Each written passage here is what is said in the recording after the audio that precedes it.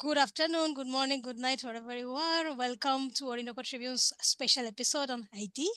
And amid reports on gang violence and the deeply racist portrayal of Haitians as ungovernable, what is rarely being highlighted in both mainstream media and regrettably also in alternative media is the ongoing invasion of Haiti, led as usual by the United States, but this time with a Kenyan blackface.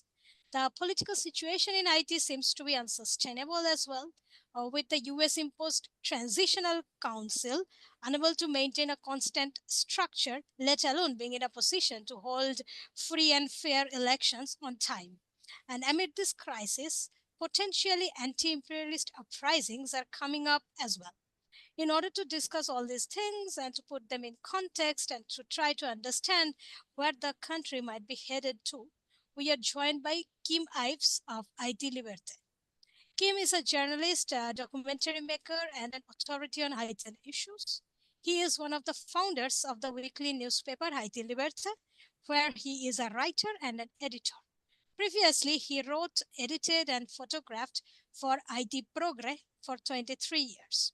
He has also written for numerous other publications such as The Guardian, The Nation, The Intercept, The Progressive, Jacobin, and Nakla Report on the Americas. Some of his well-known documentaries include Peter Kane, Haitian Leve Campe, The Coup Continues, Killing the Dream, and Resistance. His latest work is the documentary series Another Vision Inside Haiti's Uprising, jointly directed with Dan Cohen.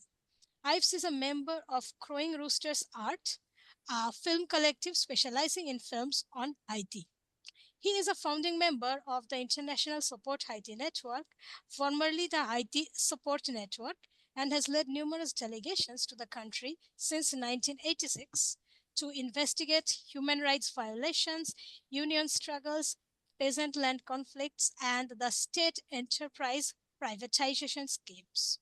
He is a frequent guest on radio and television networks and shows, including Al Jazeera, Democracy Now!, CGTN, National Public Radio, The Hill, The Real News Network, Turkish TV, and several Pacifica Network and Progressive Radio Network programs. And thanks a lot, Kim, for joining us today on this special episode that we are going to host. And thanks a lot, and we invite you once again, if maybe your fourth or fifth appearance there. So thank you. Thank you. It's always such a pleasure to be hosted by Orinoco Tribune, which is, as many will agree, a mainstay of the anti-imperialist movement in terms of information and analysis. Well, thanks a lot for the shout out, by the way. And today I'm also joined by Jesus Rodriguez Espinosa, the editor of Orinoco Tribune, who will will start the interview basically. Yes, thank you, Sahili, and thank you, Kim, for joining us again. The first question that we have for you, taking into consideration the framework that Sahili already drew in her, introduction, is this one. I mean, we should start with a background idea of the situation in Haiti. For the interview, we would discuss some points in more detail, but just to give us an idea to begin with, how would you describe, in brief, the current sociopolitical situation in Haiti? Right now, it's very chaotic. We are in the throes of a social revolution as far as we're concerned. The US has tried to put in place this puppet grouping, but with typical stupidity, Anthony Blinken took the entire political class and put them in one group governing the country. And this has created a group that's completely dysfunctional and completely at each other's throats.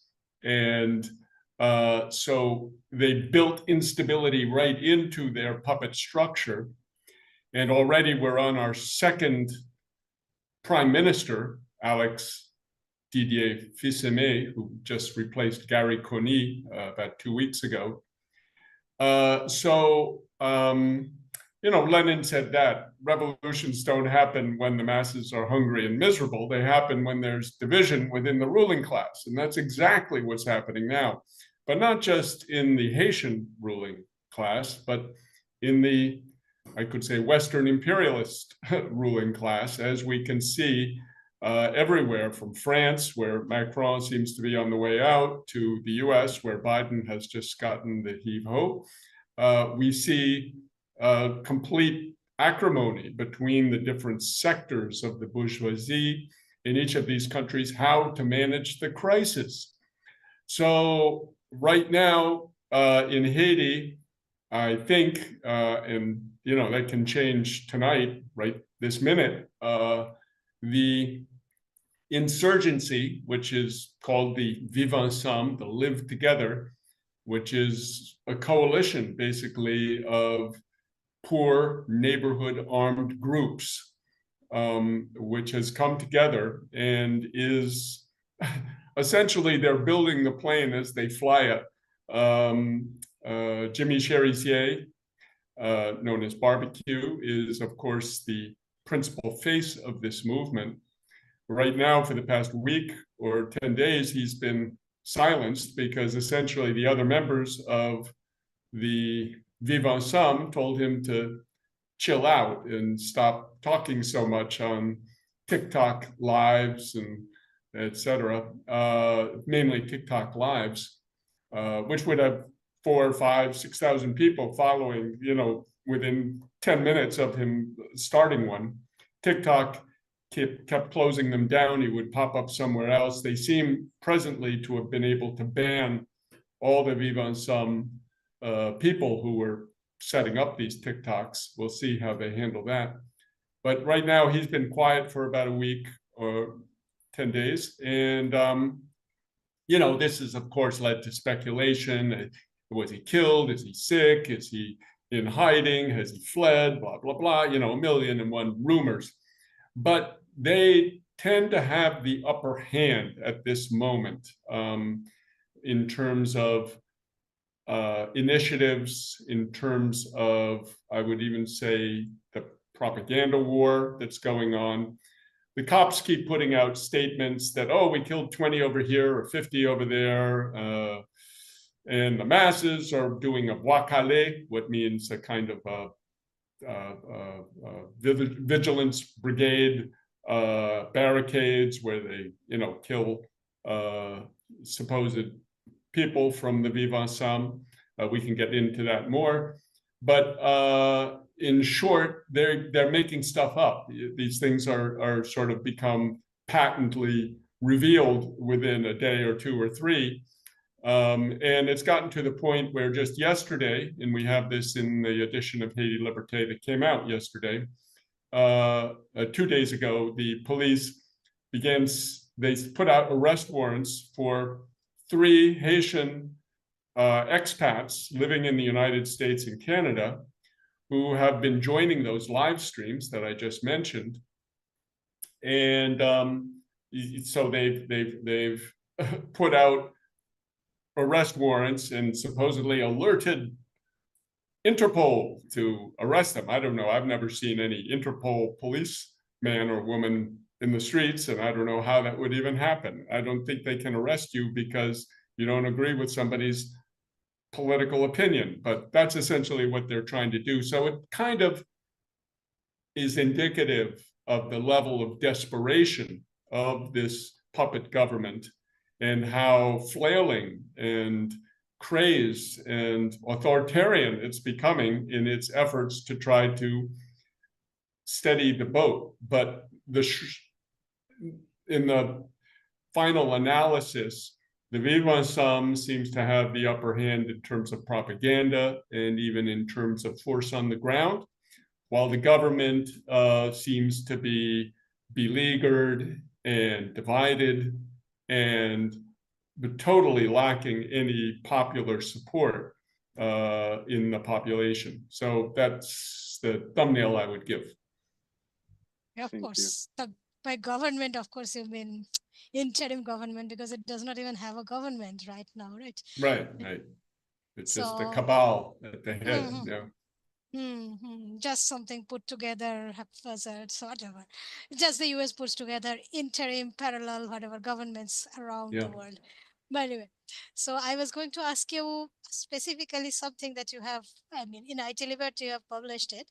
This is that you have called this uprising by V1, some, maybe by other groups also throughout the country, as Haiti's second revolution. So why this branding? Why do you call it Haiti's second revolution? Yes. Well, for me, in the past 30 years, we've seen two types of revolution. The first, and I make a difference between them, was a political revolution. And that was the revolution that happened in 1990 with the Lavalas family party and Jean Bertrand Aristide's accession to power. It was the first time that the people's candidate got to power instead of one selected by the empire, US principally, since 1915 when US Marines invaded the country. And that was a political revolution in the sense that he captured the presidency, and that's all he captured. None of the economy, none of the infrastructure of the deep state of Haiti, such as it is, was captured, just the presidency. And we saw very quickly that that's not much. It's like trying to hold on to a rhinoceros by a hair on its tail. It just immediately they gave him coup d'etats, both in 1990 and 2000 when he came to power. The first coup d'etat took 8 months to be put together. The second coup d'etat took about 4 years, 3.5 years. And they both were followed by foreign military interventions to lock down the country and basically reestablish order. So political revolutions are basically very shallow, and we can go back to Poland in the early 20th century and Pilsudski, who tried to become a kind of a Aristide, but he got kicked out because the fundamentals, the economy, were not touched. The bourgeoisie just put their money together and made a coup, and out you go. Of course, with the US mostly backing them all the way. So a social revolution is where the masses take over the means of production. The factories, the land, the ports, all the infrastructure of the country comes under the control of the people, as we've seen in Cuba or China or Soviet Revolution of 1917. These are social revolutions, and that's what happened in 1804 in Haiti. The self-freed slaves basically kicked out the French. They took over the country. That was the first social revolution. So I call this the second social revolution, which is underway. Will it be successful? That's anybody's guess. We'll see what happens. But, with the Trump group, I don't think they're globalists in particular, in general. We've seen that with the Biden group. They're trying to use the UN and, proxies in the form of Kenyans.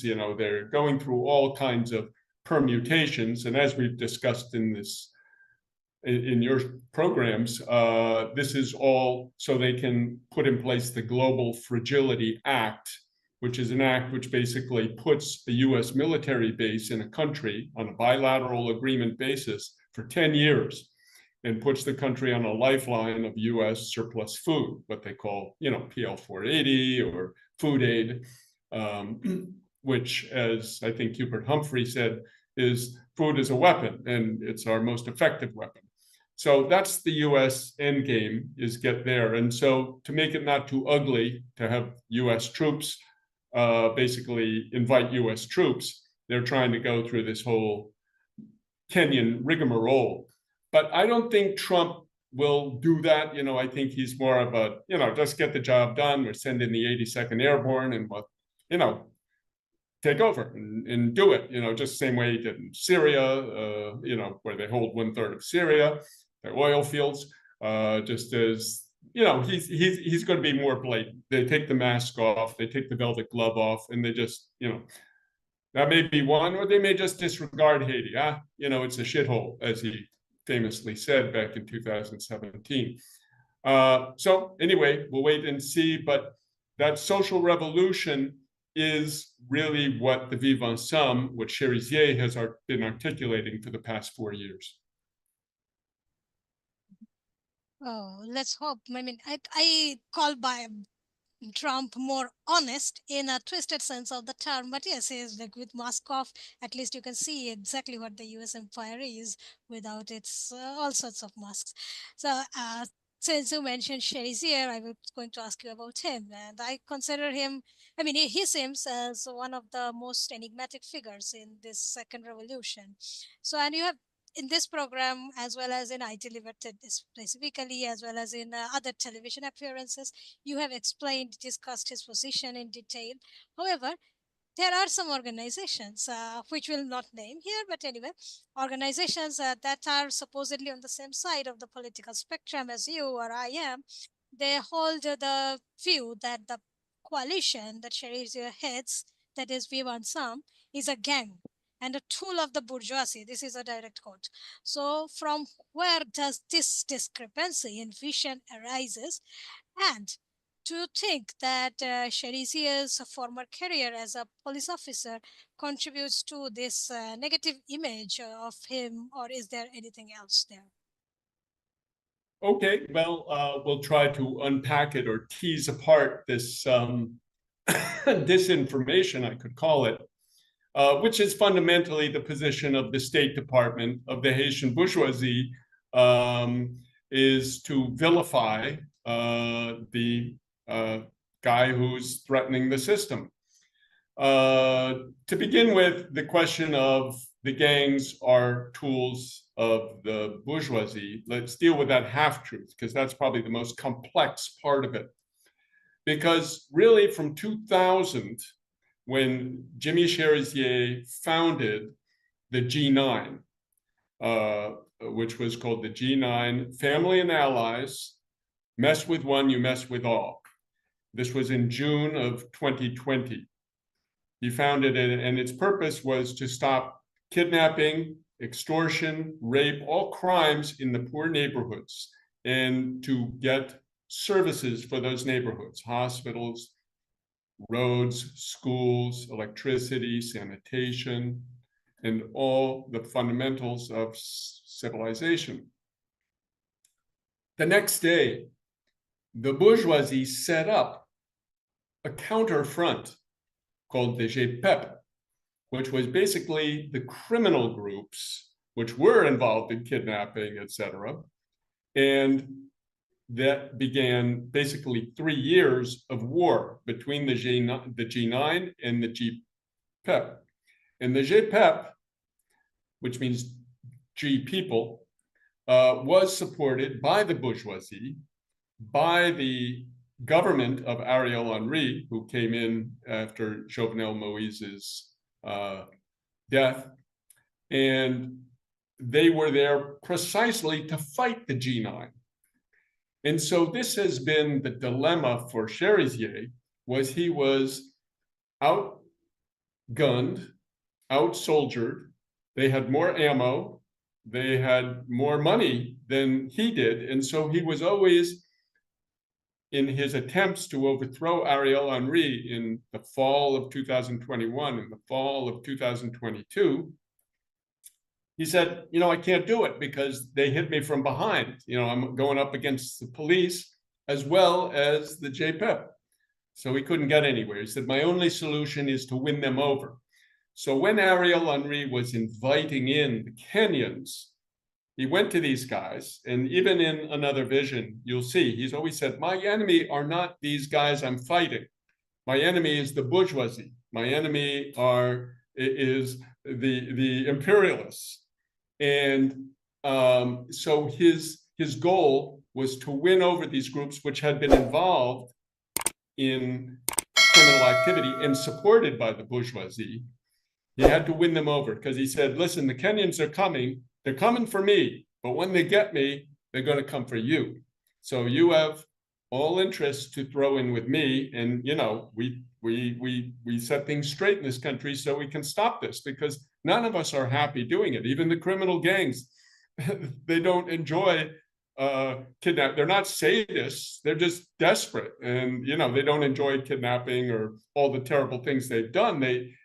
One, because I think some of them, there may be some twisted people in it, but that's not what they want to be doing. And two, even when they do it, even if they get some money from it, what can they do with it? They're stuck in their little garrison neighborhoods. So he managed in September to launch this, September of 2023, to launch the Vivre Ensemble, which was basically the merger of GPEP and G9. And again, as I did in the Democracy Now! Interview, I explained it's a little bit like Mao Zedong coming together with Chiang Kai-shek to push out the Japanese in the 1940s. So it's a little bit like Jean-Jacques Dessalines and Alexandre Pétion, two of Haiti's founding fathers, who were bitter enemies, even though they were both French generals.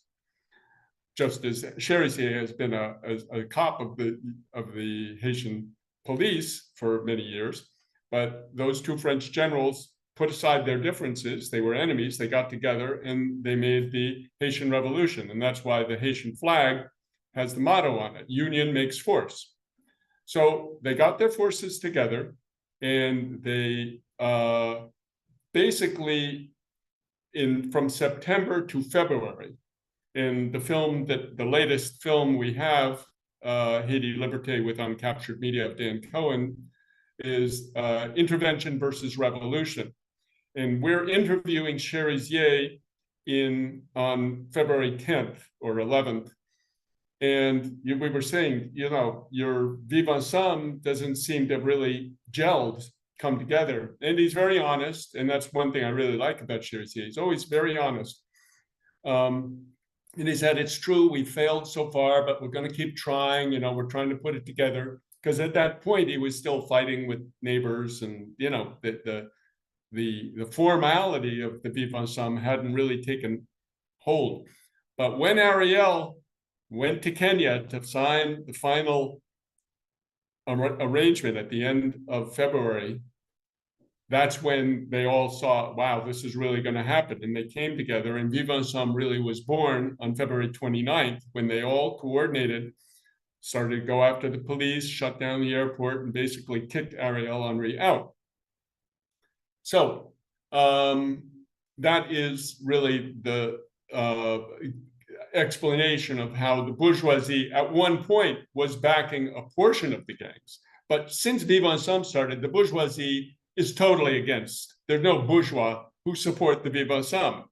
It's a Frankenstein monster, which has gotten out of control. It is now, trashing their businesses, etc. The other element that we have to keep in mind is that in any revolutionary situation, we have what's called the ultra-left. You, working around Venezuela, know this very well, how many ultra-left currents, criticize Maduro. He's not doing this, he's not doing that. The Socialist Party of Venezuela is corrupt. A million things they come on. They did it with Aristide too. Aristide, even though he's totally sold out and is working as the servant, the vassal of imperialism right now, but back in the day when he was trying to carry out his political revolution, the ultra-left was attacking him 100%.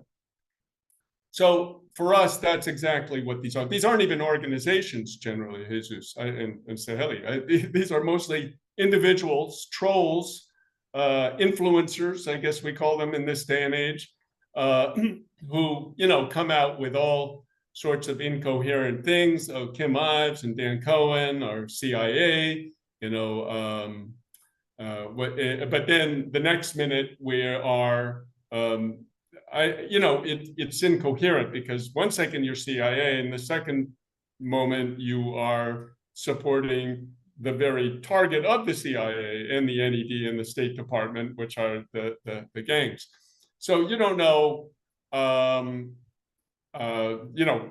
where they really stand, except that they are totally attacking the same movement that U.S. imperialism and French imperialism is attacking. And this goes back to the Russian Revolution. People can think of what were called the socialist revolutionaries at the time, which had been sort of allies of the Bolsheviks in the beginning, but they quickly turned on the Bolsheviks and became some of their worst enemies. And Lenin talks a great deal about this in Left-Wing Communism and Infantile Disorder. He talks about the SRs, as they're known, the Socialist Revolutionaries. So the SRs, since the Bolshevik Revolution, and really I encourage people to go read Left-Wing Communism, an Infantile Disorder, because there's some people who talk left but walk right. And their goal of the ultra-left is to attack the left, to attack whatever movement. And essentially they bring, in Creole we say, porter de l'eau à moulin, bring water to the mill. They bring water to the mill of imperialism by attacking the people that imperialism is fighting. And that's what's happening today. And I mean, who can be attacking Orinoco Tribune? I mean, come on, so. Okay, yeah, we'll probably talk about the attacks on Orinoco Tribune later. I mean, Jesus will talk about it because he is the one who is going to talk about it anyway. Okay. But yeah, I mean, we have all had this experience of ultra left. I mean, in fact, it is said that the far left is so far left that it joins the right. So that's something like that. Well, now, that's what my mentor used to say. He said, because the earth is round, they go so far left, they come up on the other side. Well, yeah, that's I think that's a very common thing everywhere in politics. Okay, there you go. And well, it was just after the 29th February deal between Ariel Henry and the Kenyan government, let's say, blessed by the US, that we had you on this program. It was in early March, I remember. And at that time, you actually talked about the multinational security support mission for Haiti. And it was created by the US, as we all know, and it was like a non-UN force, whatever it was, but it was still in the making at that time. They were just signing things. However, since then, I understand that it was created and it was dispatched to Haiti. So what is the situation of this security support mission or whatever it is called, and how are its operations functioning? I mean, are they functioning at all? It's a disaster. And we knew it was going to be a disaster. We published a covert interview, which was done with a State Department guy who was helping to organize it, and he said this is going to be a total disaster. And it has turned out to be that. The MSS was supposed to have 2,500 troops from many countries, 10 countries or 12, I think he had at some point. But right now it's basically 430, mostly Kenyans. There's a smattering of Jamaicans and Bahamas cops. I think there are 2 of them in there, but it's almost all Kenyan. But it is totally supported by the US because they're having to pay for it, not the UN. And they can't. They can't even keep up. The collection at the UN has been dismal. So basically 3/4 of the budget of the MSS is being covered by the US. And as we know, the empire is overextended. They have Gaza, they have Ukraine, they have Lebanon now, Iran, China coming online soon. So they can't even get ammunition to the cops. So they are in a total state of, I could say, dysfunction. The Kenyans have rarely left their US-built barracks down by the airport. They've gone out for a couple of photo op, operations where they go into a house which has been abandoned for 4 years and, kick in the doors or, shoot into a mattress. I mean, just really silly stuff. And the US, I think now with Trump's victory, is panicked because they say, oh boy, we got to get this through into the UN Security Council's hands before Trump comes in, because he's liable to pull the plug on the whole thing. So they made a big push, starting with Blinken, basically making a trip to Haiti, telling them, listen, we're trying to get this into a UN peacekeeping operation, what they call a PKO, peacekeeping operation. So we want to make it a UN PKO. They had another session to this effect on November 20th in the Security Council, called by Russia and China. I had spoken already, so Dan Cohen, my colleague on Another Vision, spoke at that. And again, he just sent a missile into midships of this project, even though the US has the votes on the Security Council maybe to vote it in, but I think Russia or China would veto it, probably. A lot of this stuff is decided beforehand. They know, whether the veto is coming or not. So in any case, it's a disaster, and they renewed it for a year on the beginning of October. But I think that it's not going anywhere. And so it's a coalition of the willing, if you will, right? Basically funded by the US, but nobody's willing. None of these countries would say, okay, I'll go, but then they don't come. So there's no money and there's no will. And so I don't think much is going to happen with it. And this is one of the dilemmas of the empire right now in Haiti.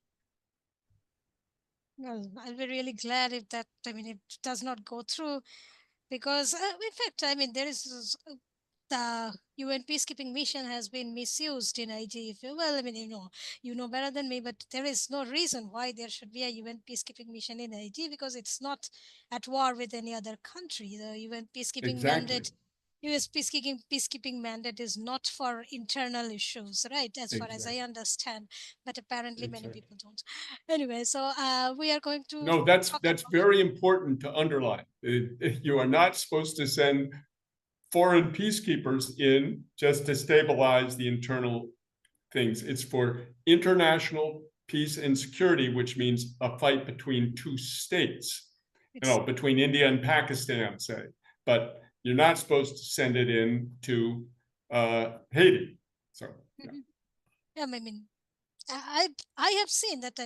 Everywhere where UN peacekeeping missions have been sent, most have been outside the mandate, and Haiti is the flagrant misuse, if I can call it. Anyway, so at the same time, apart from this non-UN multinational security support mission, the US also imposed an interim government. Well, government, it's not even a government, but anyway, an interim structure in Haiti with an interim prime minister. You recently mentioned that the original one was changed by, replaced recently. So that means that this government or whatever it is does not seem to be very stable. And so what is happening within this interim administration, and would it be capable of holding free and fair elections within I don't know how long, like 6 months or something?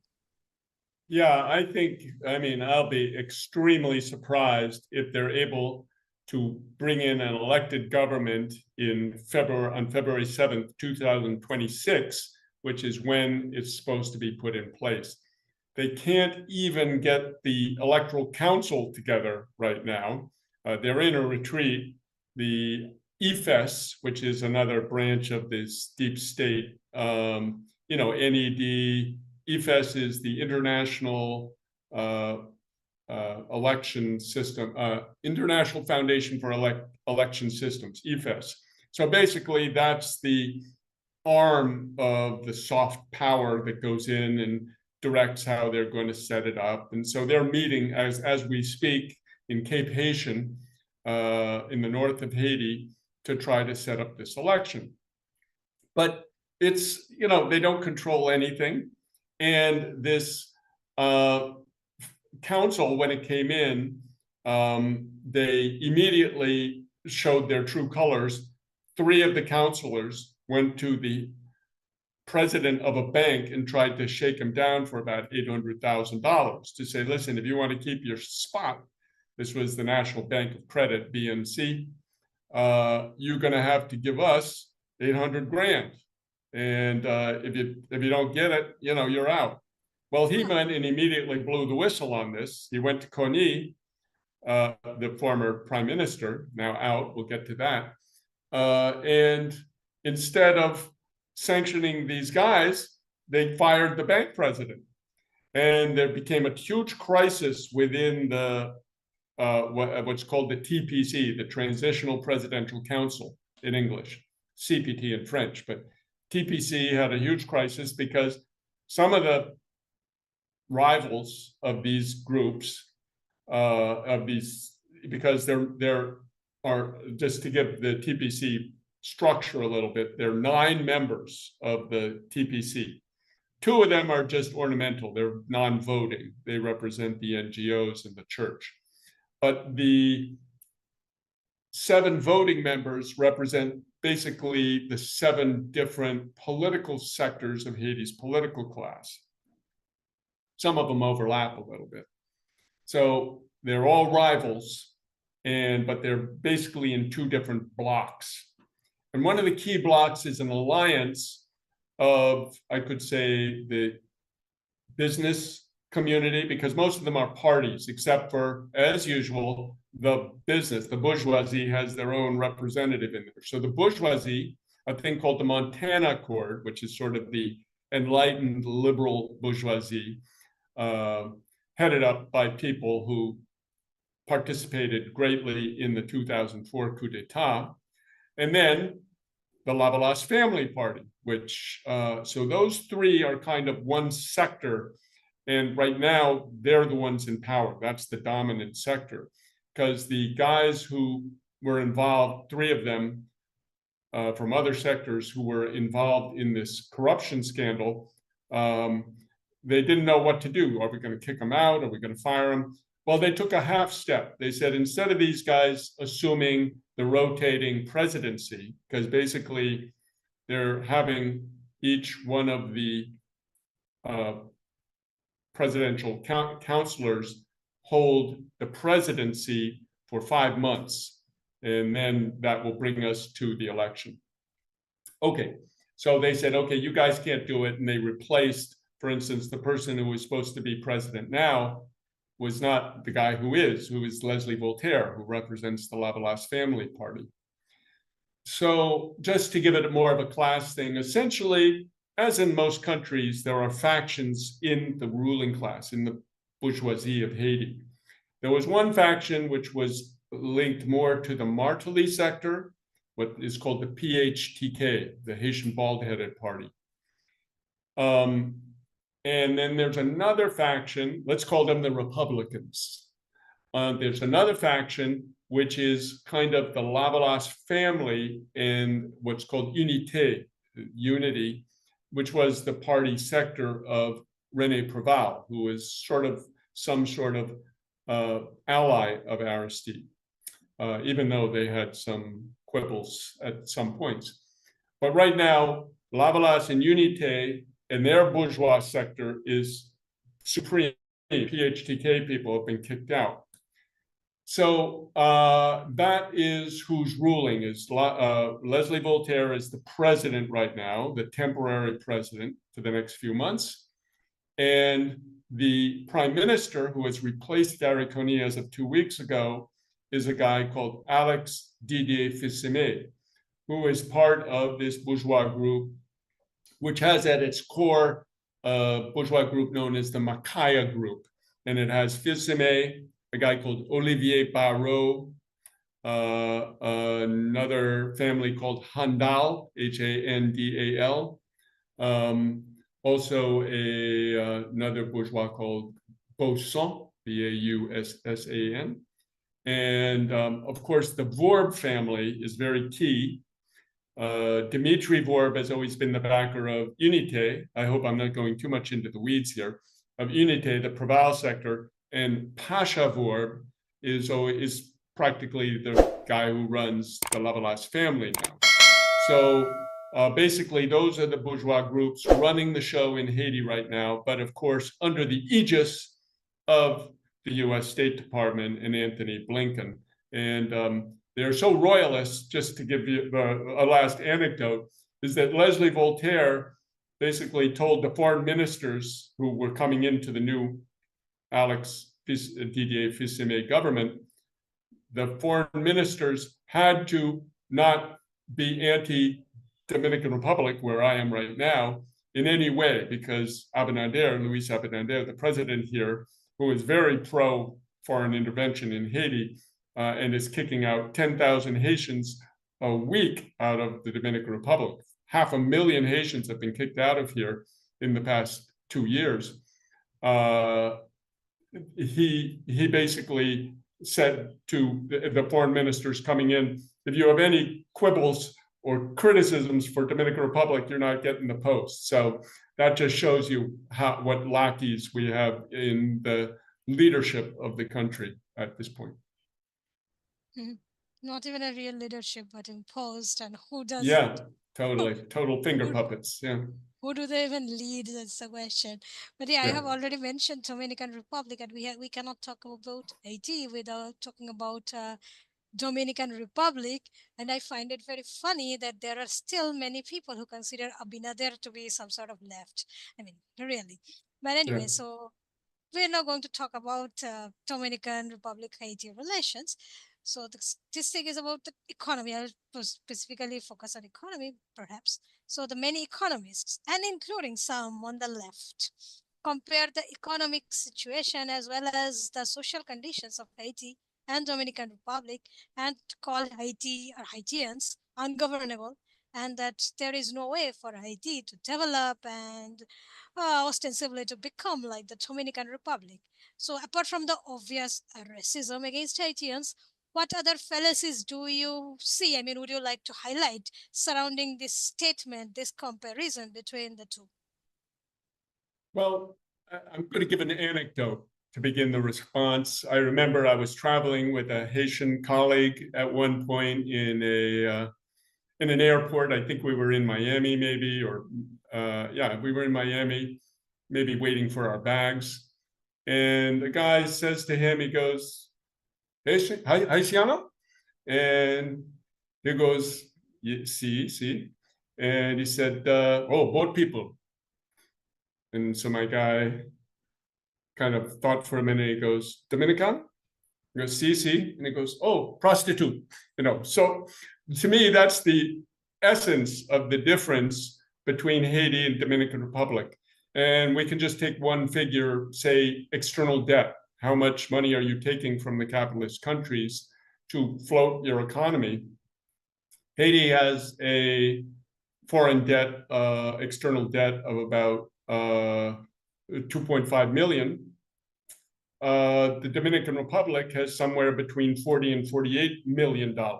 So you see something that's 20 times more than the Dominican Republic, because they've sold their soul to the devil, if you will. The Dominican Republic, even though they agreed to go into the Belt and Road Initiative of China, I'm sure much to Washington's chagrin, but they are fundamentally the principal ally in the Caribbean.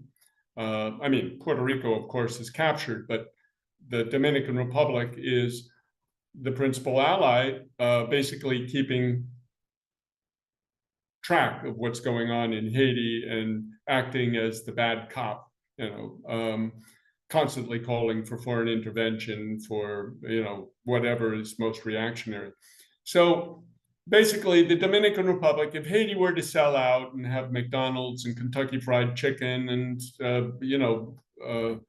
all big agriculture take over the food supply, et cetera, yes. But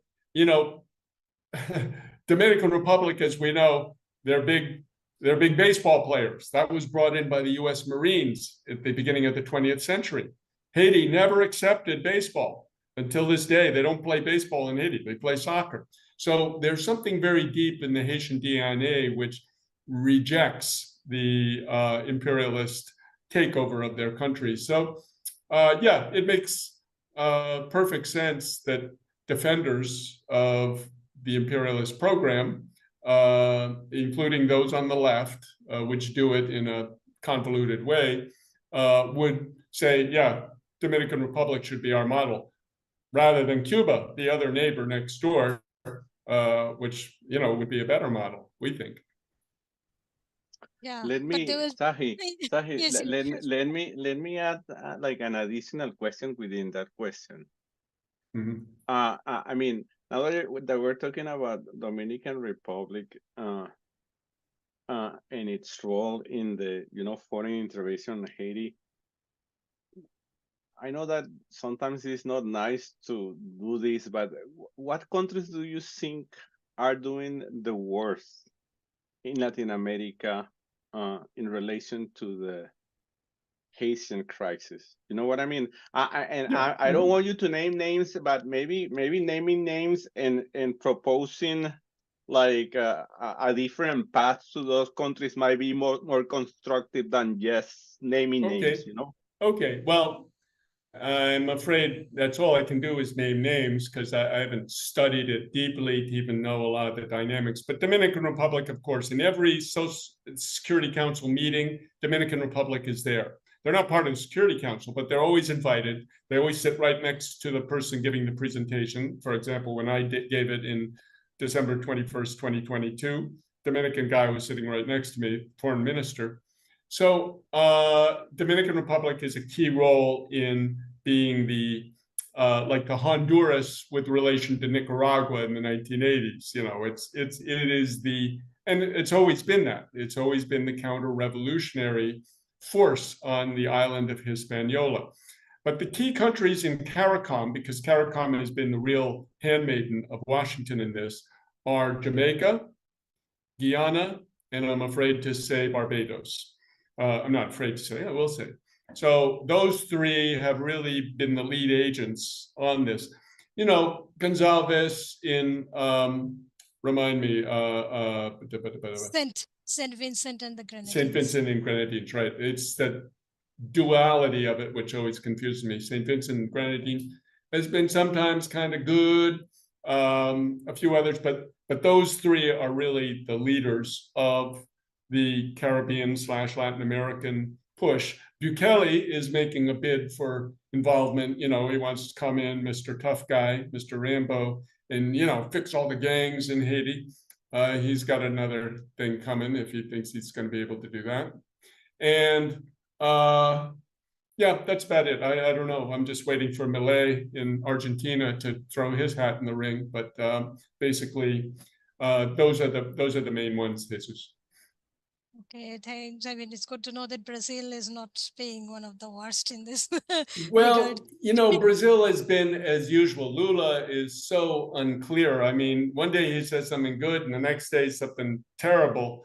So you know, he's very confused. I really don't understand Lula. I don't know if it's blackmail or what they have on him, but he's just Amorim, his foreign minister, to me is some kind of U.S. agent. He always has been, and so that might be part of it. Yeah, it's considered the same in Venezuela as well, because he has Yeah, been terrible on that issue as well. yeah, But terrible. He's the only, worst. Yeah. only the only positive thing that has come out of the election of Trump was that he has shut up about Venezuela. That's the only thing about Lula. Anyway, so yeah, let's see. I mean, who does whatever? Yes, CARICOM. The last time also with the MSS, and even before that, it has been CARICOM all the time, especially the countries that you mentioned. They have been absolutely terrible on one of their own, which is Haiti. And anyway, so we'll continue with the Dominican Republic because we are on this Mhm. topic. So I think you have already mentioned a bit, but I'll ask you to go a bit deeper into this issue. Is that what is its role in this current crisis? I mean, the ongoing crisis in Haiti, and why does it want to destabilize Haiti? I mean, what does it gain from a Haiti destabilized, a neighboring country destabilized? Well, I think they're one trying to stabilize their own country because just like Trump, Abinader uses the Haitians as a scapegoat, as an excuse for his own failings here in Dominican Republic. So, that's why he beats the drum of these foreign. But the irony is right now, the Dominicans are having trouble with manpower because Haitians do all the work in the fields and the construction sites. They do the cheap labor here in Dominican Republic. So, they're cutting off their nose to spite their face. And, the result is more problems. But also, I think they're really trying to provoke or provide the grist for a foreign military intervention, either by the UN, which they totally supported in the November 20th meeting. People can check out that meeting on the UN website, or so they're trying to provoke that and give even Trump reason to send in the 82nd Airborne if it comes to that, because they're just trying to show that Haiti, and it has to be said, they have no interest in Haiti being strong. They've destroyed its agriculture by dumping their agriculture on Haiti, everything from lemons to oranges to sugarcane to you name it. They everything that Haiti used to produce, now the Dominican Republic produces, and they ship it in. Even the roads, they come and build the roads in Haiti. Haiti is made largely of limestone, so it's practically a country made of concrete, and they used to have the biggest cement factory in the Caribbean, but Ciment d'Haïti, Cement of Haiti, which the neoliberal reforms in the 1990s shut down. And so, Haiti should be the construction colossus of the region, but instead it's the Dominicans which come in. So a weakened Haiti provides a market for, the Dominican capitalists to come in and sell their either engineering or construction or all their agricultural products. Okay, so let me jump now with the next question that will take us out of the, conversation about Dominican Republic and other Latin American countries messing in Haiti. But this is something that intrigues me a lot, especially because what I do is besides, doing the editorial work in Orinoco Tribune, is also, surfing on social media platforms and, trying to listen what is happening and what people say. And let me read the question that I wrote, and then we can jump into the details. I mean, why do you think that there are people attacking you? I'm talking about Kim Ives, of course, Dan Cohen, Haiti Liberty, and even Orinoco Tribune on social media outlets, platforms, due to your position on Cherisier. It may be noted that some of these people who call themselves progressive or anti-imperialists adopt contradictory positions, like asking, for example, the FBI to go against you, or begging the U.S. administration for sanctions against Cherisier or other Haitian persons and organization, and they call themselves also anti-imperialists and socialists, and they have this, erratic behavior. So I don't like to name names. I believe that the idea is not to name names, but I believe that one have to address these issues from time to time, right? Yeah.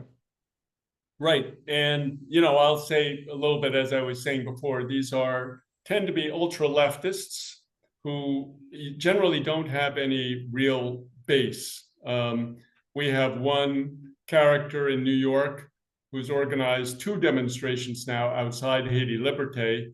They never have more than about a dozen people. I think the last one, the second one, had 6 people.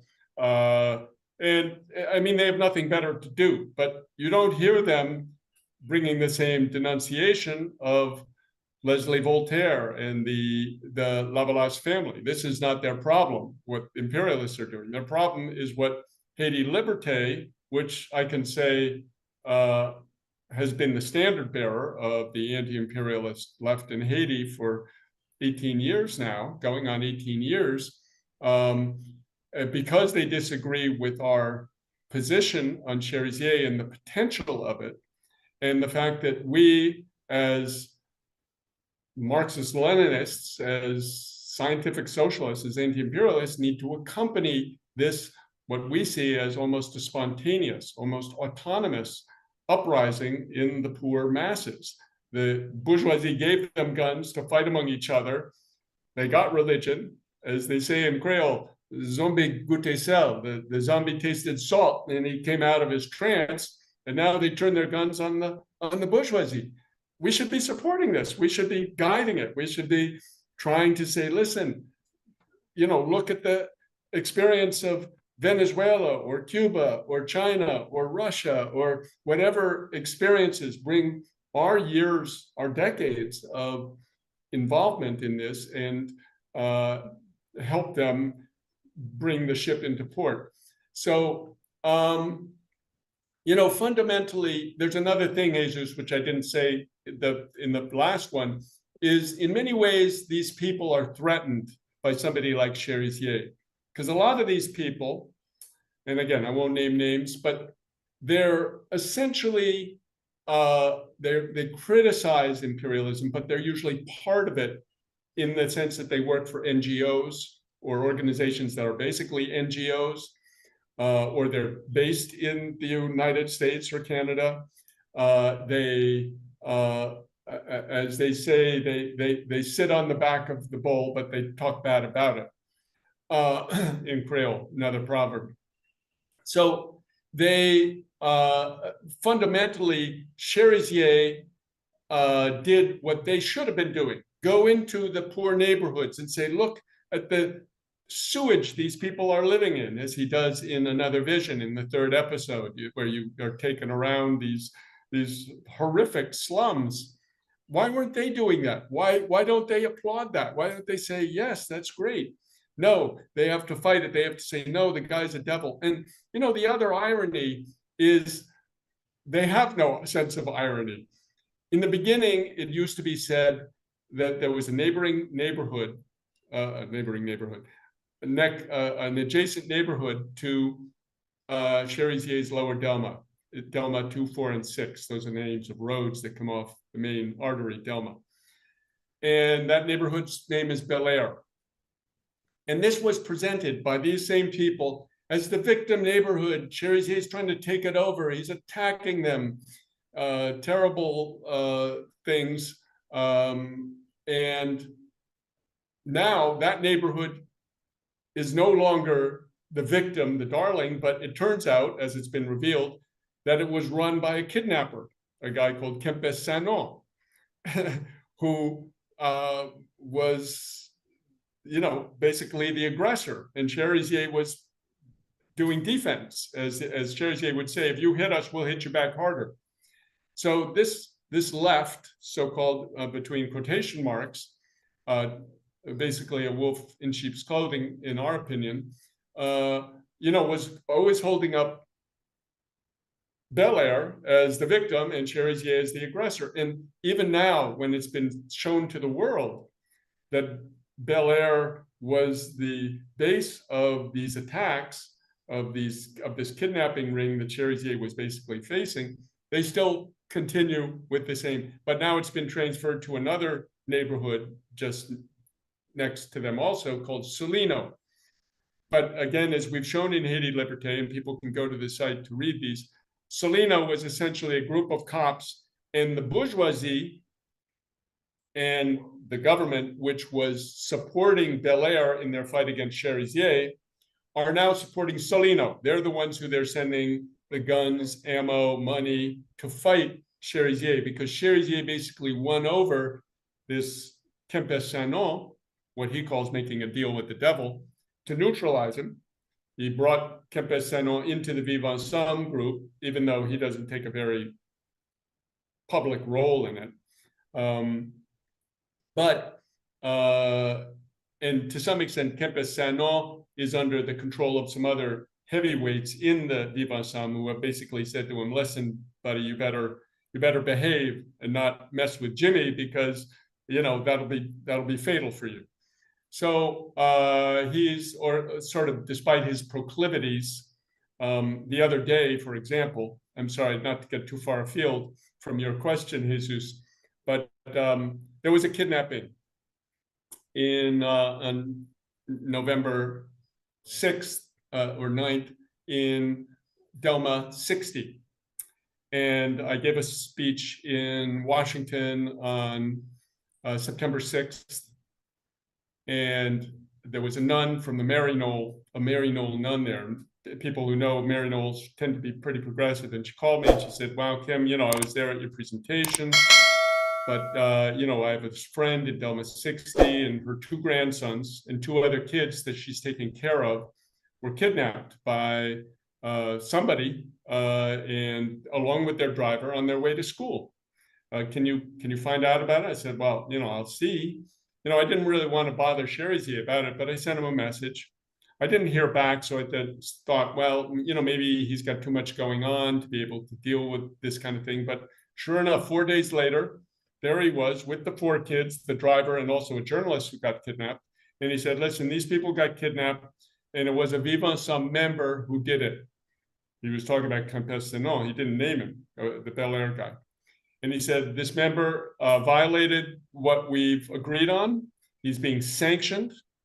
And what Campesino's argument was, apparently, we heard through the grapevine, was that, listen, I don't have the ability to tax cars on roads and things that some of the other groups do, as the FARC used to do in Colombia, right? The war tax. All I can do is kidnapping. I got nothing. But they said, no, listen, you can't do that. You're violating our rules, our ground rules, and you better not do it. And they sanctioned him. So all of this is to say that none of this detail of this reality is brought forth by this ultra left. All they can say is this cartoon. Cherizier is a monster, a criminal, a killer, tool of the bourgeoisie. Oh, look, the guns he's using are from the USA. Well, there's not a gun in Haiti that's not from the USA, except for maybe a few Kalashnikovs or something. But everything is bought in Miami and brought down or comes by fast boat from Colombia or Jamaica. So, these kind of facile, totally bogus arguments, sophism is what Lenin would call it. These sophist arguments are used to say, Cherizier is a tool, he's a CIA agent, he's trying to provoke, it's ridiculous. So after a while, you just have to kind of tune them down, and they are essentially SRs, socialist revolutionaries, as I said before, who are there fighting the left, fighting the movement that is hopefully going to bring Haiti's liberation. Listen, going back to the question and to the characters we are talking about, we talk off camera that any publicity is good publicity, right? Right. Yeah. But listen, as long as they spell your name right. yes.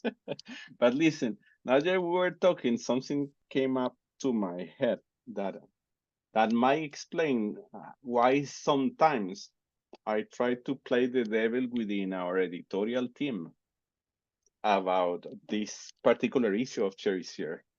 And I was thinking that maybe the reason behind my hesitancy, I don't know how to say it in English, about this issue is that we have also in Venezuela criminal gangs that has been used, especially in recent years, to try to destabilize the country.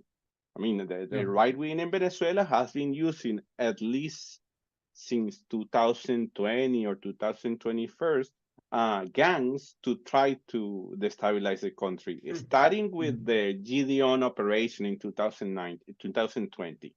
So, my question is, do you think that that this gang nature that surrounds Cherisier and the Live Ensemble organization might become something different, something more organic, something more revolutionary, like, as you mentioned, the FARC in Colombia, or something more organized with a program with. Do you think that's a possibility in Haiti? I'm talking about a guerrilla Yes. movement. You know what I mean? Yes, absolutely. Well, that's in effect, Jesus, what it is developing into. It has, since February of this year, of 2024, become the principal foe of US imperialism in Haiti. This is what they're trying to stamp out. Cherisier's message is very simple, like the Bolsheviks, land, peace, bread. He's saying hospitals, schools, roads, electricity, sanitation, etc. So, and he's saying we need to change the system. And he repeatedly says our principal enemies are the US, France, and Canada, the main neo-colonial masters of Haiti. Now, let's say a revolution happens. Let's say the Vivant Ensemble takes power. It is for sure that the US will use the lumpen proletariat, the disaffected, the same way they're using in Venezuela, the same ways they've done even in Cuba with, the patria vida that they did. They will use whatever they can, the same way they did with Al Qaeda and ISIS. They'll recuperate even what they were fighting against to use them now against the new power that came in. So, and I think Maduro made that error at some point, or juxtaposition, where he was saying in Haiti, is it like what's the name of the group that they call it there? It's not Gusanos, but it's like that. What do you call them in Venezuela? Escuálidos, or Tren del Llano, Tren de Aragua, yes. Escuálidos. Right. So they'll try to do that. And maybe even some members of the Viva Ensemble coalition would be recuperated. It's possible. But right now, the coalition is holding. They are, having the upper hand against the US forces. But things change. I mean, look at the Haitian Revolution. Jean-Jacques Dessalines and Pétion put their forces together to drive out the French. But 2 years later, in 1806, Pétion and Henri Christophe, who were two other founding fathers, helped assassinate Jean-Jacques Dessalines. And history is nothing but filled with betrayals and reversals. But right now, there's absolutely nothing. There's nobody in the bourgeoisie, and certainly nobody in Washington, who are supporting or backing the Vivant Ensemble and Cherisier. There's a lot of talk given to the fact that Cherisier had a meeting with some US embassy people a few weeks ago, about a month ago, where they offered him a passport and a new identity to forsake his role, because they see he's key in the revolution that's happening. And, he'd get relocated into some, suburb of Phoenix in the United States and given a new identity and a passport, etc., and have the good life. But he instead of taking the offer, he put it out on the live stream, and he said, "This is what they're offering me." But I tell him, screw off. So hopefully, this momentum, this movement, this new consciousness can continue. And but it's for sure, as you say, if the revolution does take power, they will try to use this same lumpen proletariat, which is rising up against them. They'll try to recuperate as many elements of it as they can. And to some extent, let me just say one other thing. They're doing that right now. A year and a half ago, this is probably more than you bargained for, Jesus. About a year and a half ago, there was a movement called Bois Calé, which means peeled wood. It can also mean raging erection, but it's kind of a double entendre. But Bois Calé was where the masses took up machetes and they would go and they'd give what's called expedited justice to various criminal gang members. Cherizier was at this point fighting with the GPEP, with the criminal gang coalition, and he supported the Bois-Calais. And the movement gradually petered out because you don't bring a knife to a gunfight, and the gangs had guns. So, but now they're resurrecting the Bois-Calais brand. And what the bourgeoisie is doing is they're hiring gangs to set up barricades in places like Pont-Sondé. We've written about this in the paper, Arcahaie, Solino, various other areas. But they call it a Bois-Calais movement. So it's basically the captured Bois-Calais. They're using the Bois-Calais brand or name, but it's essentially a bourgeois response, fight back to the Vivre Ensemble. So this is almost a form of what you said. They basically are using gangs to fight the Vivre Ensemble. They're not as strong as the GPEP was or organized, and they're more being portrayed as neighborhoods organizing to stop the gangs, but they're essentially a project of the bourgeoisie. So yes, imperialism and the bourgeoisie will always try to use the poorest of the poor who need a meal. The same way they use scabs against a union strike, they will always try to do that. Okay. I think we had discussed. I mean, we had talked about Bois-Calais. Second time or third time you were on Orinoco Yeah, Tribune. that was the first Bois-Calais. That was Bois-Calais Yes, 1.0, that not was 2.0. one. Right? Yeah. Yes, that was 1.0. And I think we had discussed, I mean, you had mentioned at that point that there was this probability that the poor people, I mean, it's everywhere. In Mexico, it's the narco traffickers who use the poorest people to do their bad, I mean, whatever they cannot do, I mean, to get killed, etc. So I get it. I mean, it's understandable. The same thing happens in Venezuela also. Poor teenagers, they give them money and go burn down things, bring down statues, set fire to hospitals, etc.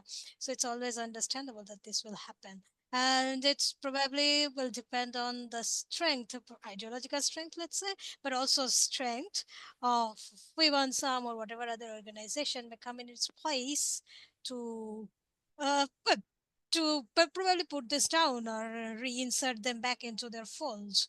But anyway, so from here we will probably go into the last time, the closing bit, which is the same question that I always ask you, which is exactly this: what do you think a political solution for Haiti would look like? Well, in the demonstrations we've had over the past 50 years that I've participated in, there's always one slogan, which is "Un seul solution, révolution." There's only one solution, and it's revolution. And I think that's the case right now. Cherizier and Vivre Ensemble have been asking for dialogue. They've been saying, let's try to, discuss this and avoid the terrible violence, the civil war that accompanies any revolution. And the bourgeoisie and the imperialists have been completely unresponsive, not in agreement. Will there end up being negotiations? I don't know. Maybe with the Trump White House, they'll be more prone to that. Trump likes to portray himself as a deal maker, right? Who knows? But I think Haiti is in mid-explosion now, and it's going to be very hard to put the genie back in the bottle or put the explosion back in the stick of dynamite.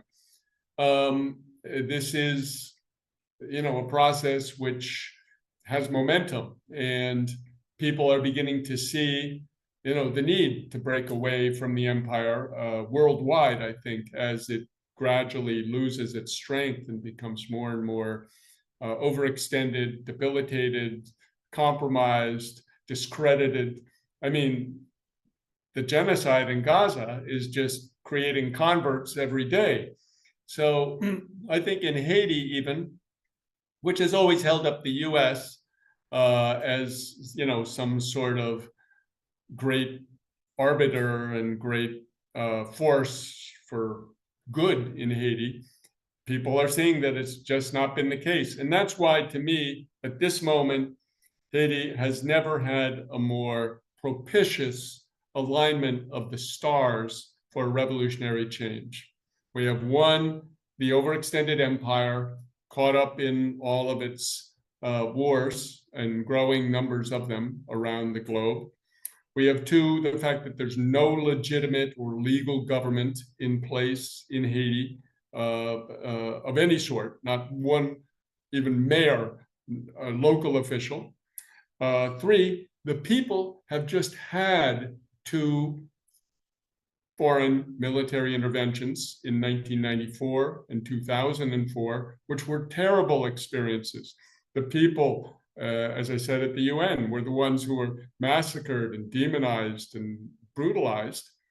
So they're like an antibiotic that you didn't give enough of. They're sort of already immune to this idea that the foreigners are going to bring us peace.